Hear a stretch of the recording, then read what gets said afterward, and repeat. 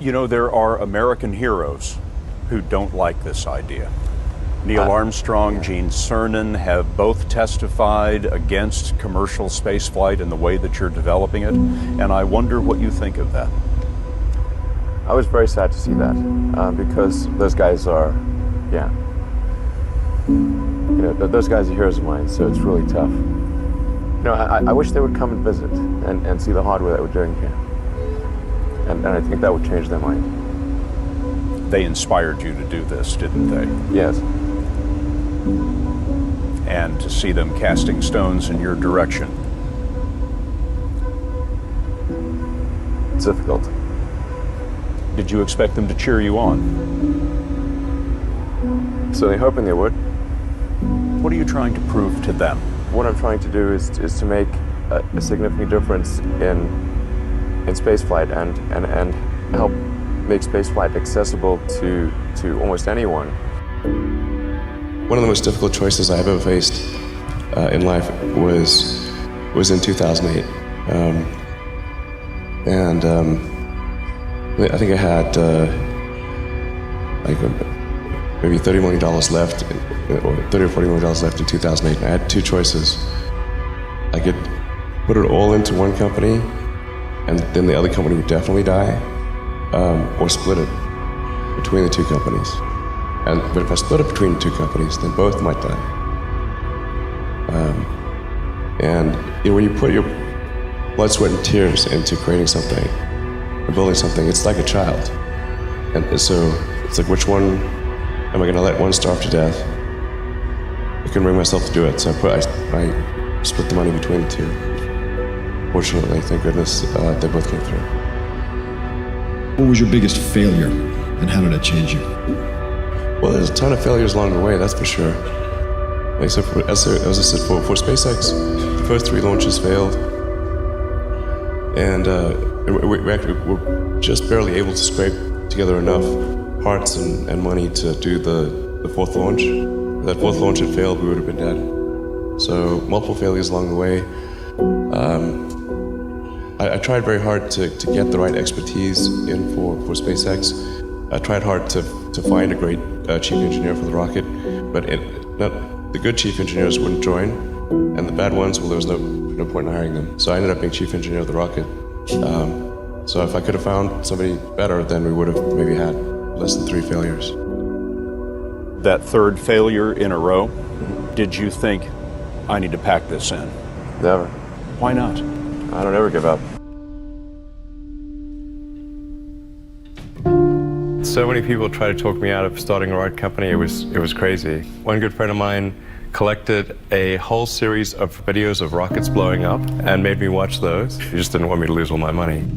We're doing these things that seem unlikely to succeed, and we've been fortunate, and at least thus far they have succeeded. Now is the time to take risk. You don't have kids. As you get older, your obligations increase. And once you have a family, you start taking risk not just for yourself, but for your family as well. It gets much harder to do things that might not work out. So now is the time to do that before you have those obligations. So I would encourage you to take risks now. Do something bold. You won't regret it. How did you figure you were going to start a car company and be successful at it? Well, I didn't really think Tesla would be successful. I thought we would most likely fail. But I thought that we at least could address the false perception that people had that an electric car had to be ugly and slow and boring like a golf cart. But you say you didn't expect the company to be successful, then why try? If something's important enough, you should try, even if the probable outcome is failure. Or how do you think about making a decision when everyone tells you this is a crazy idea? Or where do you get the internal strength to do that? Well, first of all, I'd say I actually think I feel fear quite strongly. So it's not as though I just have the absence of fear. I feel it quite strongly.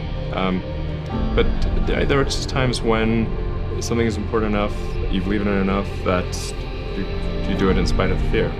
I think about what technology solution is necessary in order to achieve the particular goal, and then try to make as much progress in that direction as possible. I think being a multi-planet species and being out there among the stars is important for the long-term survival of humanity. And that's one reason. But then the part that I find personally most motivating is that it creates a sense of adventure. And it makes people excited about the future.